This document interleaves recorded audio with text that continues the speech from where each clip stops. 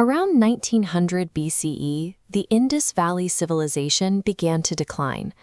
The great brick cities that had defined the region for centuries were slowly deserted. Trade networks vanished, and the script used on these seals was forgotten. Without its urban centers or writing, the Northwest fell into a political void. Into this landscape, the Indo-Aryans arrived around 1500 BCE.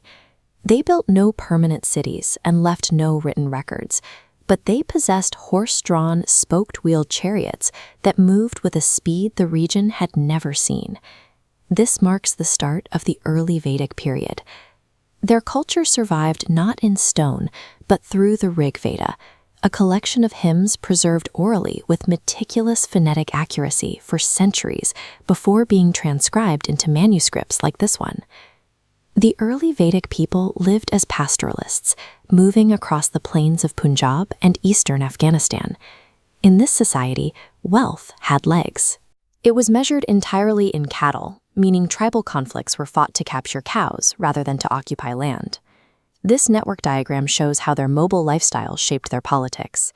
The family, or griha, formed the core of the tribe, known as the jana.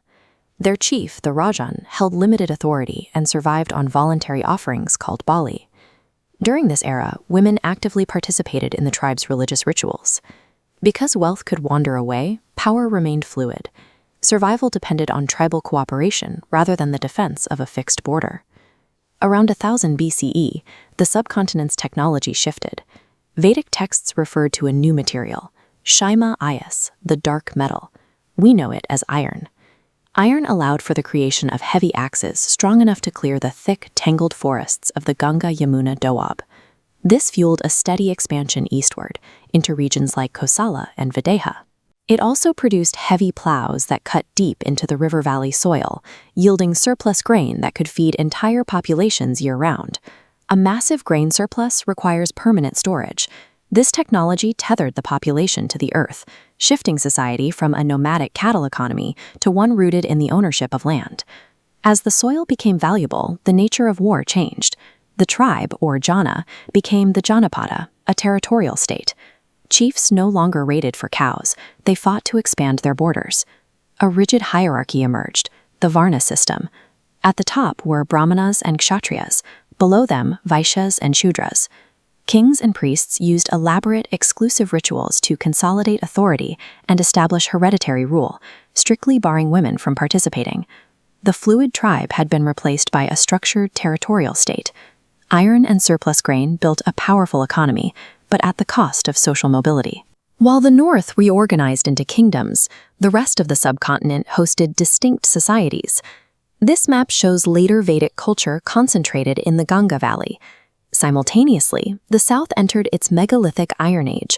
The Deccan Plateau hosted Chalcolithic cultures, and Kashmir maintained Neolithic settlements. By 600 BCE, this era concluded with the rise of the Mahajanapadas, 16 extensive territorial states. This period saw the return of commercial towns, called nagaras, and the widespread use of currency.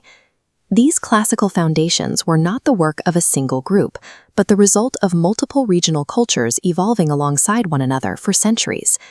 The rigidity of the Varna system eventually reached a breaking point. The dominance of the Brahmanical rituals created a friction that could no longer be contained. The warrior class challenged the priests for supremacy, while the common people grew tired of the taxes required to fund the state's elaborate ceremonies. This friction led to a philosophical break from the established order.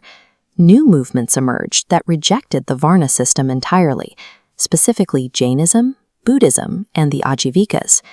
The India we recognize today was shaped by this struggle. It was forged in the transition from roaming cattle herders to the iron-wielding empires